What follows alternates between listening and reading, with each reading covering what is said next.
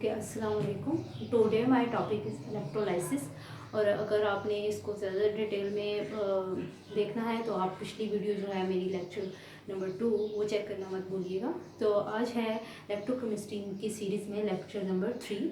इसमें इलेक्ट्रोलाइसिस, जैसे कि उसके नाम से ही पता चल रहा है कि electro mean electricity, lysis mean किसी चीज़ को तोड़ना, मतलब इलेक्ट्रिसिटी को यूज़ करके किसी चीज़ को तोड़ना इलेक्ट्रोलाइसिस कहलाता है। या फिर ऐसी मेटल की रिडक्शन करवाना जो कि अदरवाइज़ पॉसिबल नहीं है। इलेक्ट्रोलाइसिस में ज़्यादातर नॉन स्पॉन्टेनियस रिएक्शन को हैपन करवाया जाता है। ठीक है, तो ये इसकी डेफिनेशंस हैं। आगे इसकी डिफरेंट एप्लीकेशंस हैं।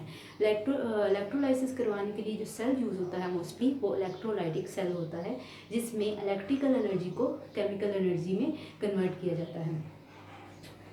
तो इसमें क्या होगा कि अगर इसमें मोल्टन फॉर्म में NaCl है या फिर हम वाटर ले रहे हैं जिसको हम ब्रेक करवाना चाहते हैं, वाटर को ब्रेक करवाना बहुत ही मुश्किल काम है, उसको ब्रेक करवाना इजी नहीं होता। इसी तरह मोल्टन NaCl को उसके कंपोनेंट में कन्वर्ट करना इजी नहीं होता। जो NaCl होता है वो किस फॉर्म में होता है, उसमें सोडियम +1 आयन होता है और क्लोराइड पे -1 आयन होता है। इस तरह से ऐसे मिलके वो कंपाउंड बनाते हैं। तो इस फॉर्म में वो मोस्ट स्टेबल होते हैं।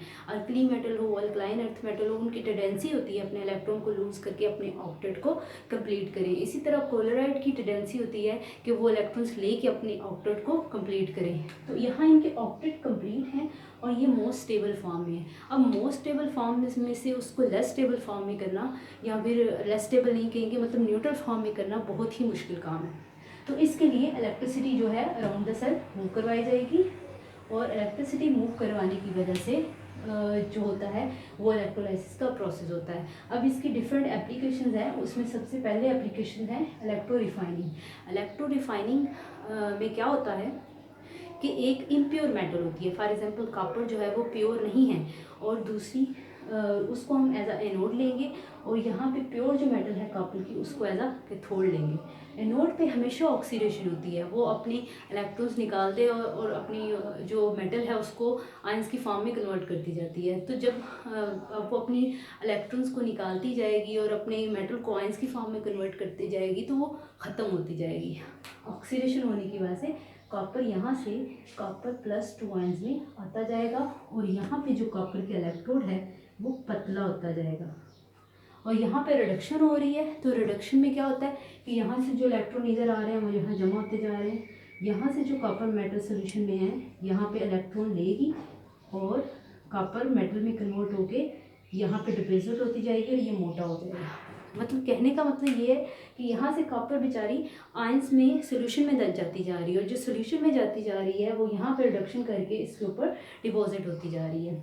ठीक है, तो इस तरह प्योर इम्प्योर मेटल जो है उसको ख़त्म करके सारी की सारी प्योर मेटल के ऊपर हमने कॉपर को डिपॉजिट करवा दिया। इसको इलेक्ट्रो रिफाइनिंग कहते हैं, और ये इलेक्ट्रोलाइसिस के प्रोसेस से हुआ है। इलेक्ट्रोप्लेटिंग सेम है इलेक्ट्रो रिफाइनिंग की तरह, बस यहाँ पे आपने गोल्ड ले लेना है एनोड पे, यहाँ पे कॉपर ही रहने दें।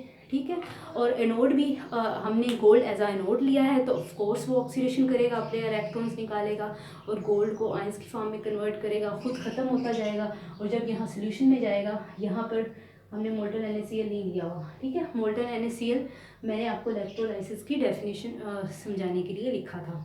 यहाँ पे हम मोल्टन NaCl नहीं ले रहे इलेक्ट्रोप्लेटिंग या इलेक्ट्रो रिफाइनिंग में। ओके, तो यहाँ पे गोल्ड जो है यहाँ से गोल्ड आयंस की फॉर्म में इधर जाता जाएगा, इसके ऊपर नेगेटिव चार्ज है तो वो यहाँ से इलेक्ट्रॉन लेके इसके ऊपर डिपॉजिट होता जाएगा। इफ़ आई वांट टू आगे इलेक्ट्रोसिंथेसिस है इसकी थर्ड एप्लीकेशन। इलेक्ट्रोसिंथेसिस होता है कोई ऐसी चीज़ बनाना जो कि अदरवाइज़ पॉसिबल नहीं है। फॉर एग्जांपल हमें जो चाहिए वो हमें मैंगनीज़ चाहिए, जो हम बैटरीज़ में यूज़ करते हैं। मैंगनीज़ जो होती है मैंगनीज़ फॉर्म में लाना बहुत मुश्किल है, मैंगनीज़ न्यूट्रल फॉर्म में चाहिए। ठीक है, तो इसको इस तरह से अटेन करना बहुत मुश्किल है। तो हम क्या करेंगे कि मैंगनीज सल्फेट ले लेंगे, वो तो मिल जाती है ना, उसको सल्फ्यूरिक एसिड में डालेंगे और उसके बाद इलेक्ट्रोलाइसिस करवाएंगे। इलेक्ट्रोलाइसिस में क्या होगा कि जो मैंगनीज आयन है मैंगनीज सल्फेट में से, वो एनोड पे ऑक्सीडेशन के बाद मैंगनीज ऑक्साइड बन जाएगा, और जो आपका सल्फ्यूरिक एसिड में पॉजिटिव आयंस हैं वो कैथोड पे रिडक्शन के बाद हाइड्रोजन बन जाएंगी। तो इलेक्ट्रोसिंथेसिस की वजह से इसमें मैंगनीज ऑक्साइड बना और हाइड्रोजन गैस बनी। मैंगनीज ऑक्साइड के आगे से रिडक्शन करवा के हम मैंगनीज बना सकते हैं। मैंगनीज सल्फेट से मैंगनीज बनाना मुश्किल है, मैंगनीज ऑक्साइड से मैंगनीज बनाना ईजी है। तो ये है इसकी एप्लीकेशंस। और इससे इलेक्ट्रोलाइसिस से रिलेटेड कुछ इश्यूज भी होते हैं, जैसे over potential, non standard condition, inert electrode और half cell reaction. Over potential क्या होता है कि बहुत ज़्यादा पोटेंशियल अप्लाई करेंगे तो बहुत ज़्यादा ऑक्सीडाइज्ड स्पीशीज़ बनेगी जो कि हमें नहीं चाहिए। तो ये इलेक्ट्रोलाइसिस का इशू है। उसके बाद नॉन स्टैंडर्ड कंडीशन यूज़ करेंगे। फॉर एग्जांपल हम हाइड्रोजन की कंसंट्रेशन जो है वो 1 मोलर से ज़्यादा ले रहे हैं ACl की, तो उसमें से हाइड्रोजन आयन की कंसंट्रेशन ज़्यादा हो जाएगी और pH जो है 4 से कम हो जाएगी। 4 pH स्टैंडर्ड कंडीशन है, इससे कम होगी तो नॉन स्टैंडर्ड कंडीशन हो जाएगी। मोलर कंसंट्रेशन नॉन स्टैंडर्ड लेने की वजह से कंसंट्रेशन नॉन स्टैंडर्ड हुई। कंसंट्रेशन नॉन स्टैंडर्ड होने की वजह से आगे से वोल्टेज भी नॉन स्टैंडर्ड ही अप्लाई करना पड़ेगा। तो ये सारा जो इलेक्ट्रोलाइसिस का प्रोसेस है ये डिस्टर्ब हो जाएगा।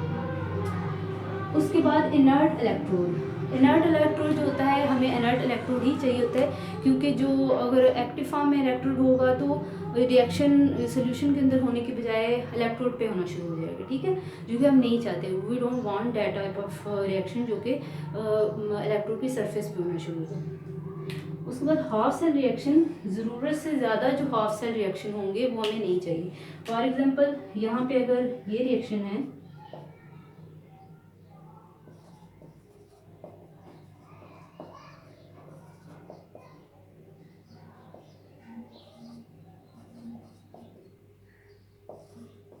तो हमें सिर्फ यही चाहिए, एक के ऊपर एनोड के ऊपर ऑक्सीडेशन, कैथोड के ऊपर रिडक्शन।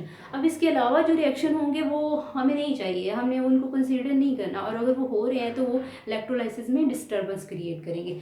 अब इन सब जितने भी इश्यूज हमने डिस्कस किए इनके फ़ायदे भी हैं, जैसे ओवर पोटेंशियल जो इलेक्ट्रोड्स के दरमियान इंटरेक्शन होता है उसको कम करता है, कभी कभी हम यूज़ कर लेते हैं लो पोटेंशियल की बजाय। Non standard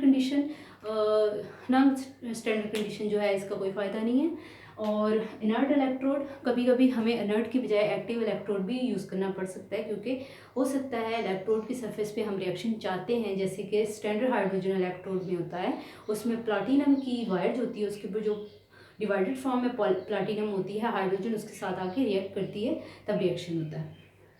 half cell reaction, जैसे कि इलेक्ट्रोसिंथेसिस में जो एक्स्ट्रा हाफ सेल रिएक्शंस हो रहे थे, जो एक्स्ट्रा तो नहीं थे हो रहे, लेकिन अगर एक्स्ट्रा हो भी रहे हों, जैसे ऑक्साइड यहाँ पे बन रहा है, वैसे तो हमें ऑक्साइड नहीं चाहिए, तो ऐसी चीज़ें अगर बन रही हैं कभी कभी तो वो हमारी यूज़ हो जाती हैं, हमें नई चीज़ें मिल जाती हैं, नई ऑर्गेनिक कंपाउंड्स मिल जाते हैं, तो ये कभी कभी फ़ायदेमंद भी होता है। I hope you understand all the concept.